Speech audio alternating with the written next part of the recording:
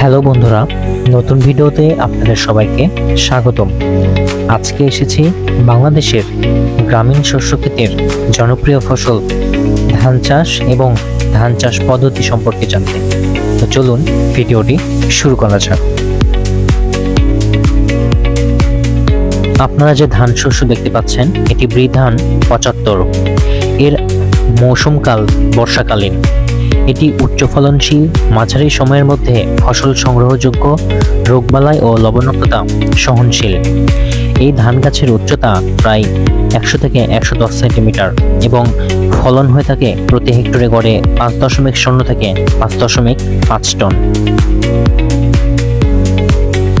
বৃধান 75 চাষ করার আগে জমি ভালোভাবে প্রস্তুত করে নিতে হবে। জমি চাষের আগে নিড়ানি দিয়ে আগাছা পরিষ্কার করতে হবে। 3 থেকে 4 বার আড়াআড়ি চাষ দিয়ে মাটি ঝুরঝুরে করতে হবে। জমিতে সঠিক সমতলতা বজায় রাখতে হবে যাতে পানি জমে না থাকে।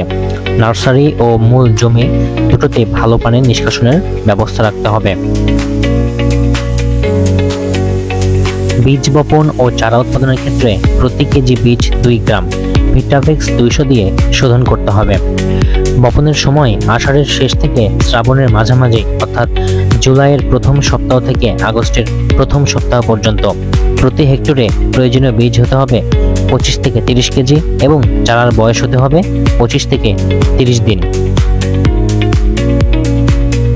চারা রোপণের ক্ষেত্রে সারির দূরত্ব 20 সেন্টিমিটার থেকে 15 সেন্টিমিটার। প্রতি গোছায় চারা 2 থেকে 3টি চারা রোপণ করতে হবে এবং রোপণের গভীরতা 2 থেকে 3 সেন্টিমিটার। ফসলে সার ব্যবস্থাপনা প্রতি হেক্টরে ইউরিয়া 220 থেকে 250 KG, TSP 120 KG, MOP 70 KG, gypsum 60 KG, দস্তা সালফেট 10 কেজি এবং গাভীর গোবর 5 থেকে 60 টন। ফসল চাষে আগাছা দমন গুরুত্বপূর্ণ বিষয়। রোপণের 15 থেকে 20 দিন পর প্রথম আগাছা পরিষ্কার করতে হবে। প্রয়োজনে 30 থেকে 35 দিনে আবারও আগাছা দমন করতে হবে। ফসলে পোকার আক্রমণ হতে পারে, যেমন গুবরে পোকা, পাতা মরানো পোকা, দমকা পোকা, মাজরা পোকার ইত্যাদির আক্রমণ হতে পারে এবং রোগ হতে পারে ব্লাস্ট, শীত ব্লাইট ও বাদামি রোগ হতে পারে। সঠিক কীটনাশক ও ছত্রাকনাশক ব্যবহার করতে হবে ব্রি এর সুপারিশ অনুযায়ী। ফসল কাটার সময় হলো রোপণের 135 থেকে 140 দিন পর ধান কাটার উপযুক্ত হয়।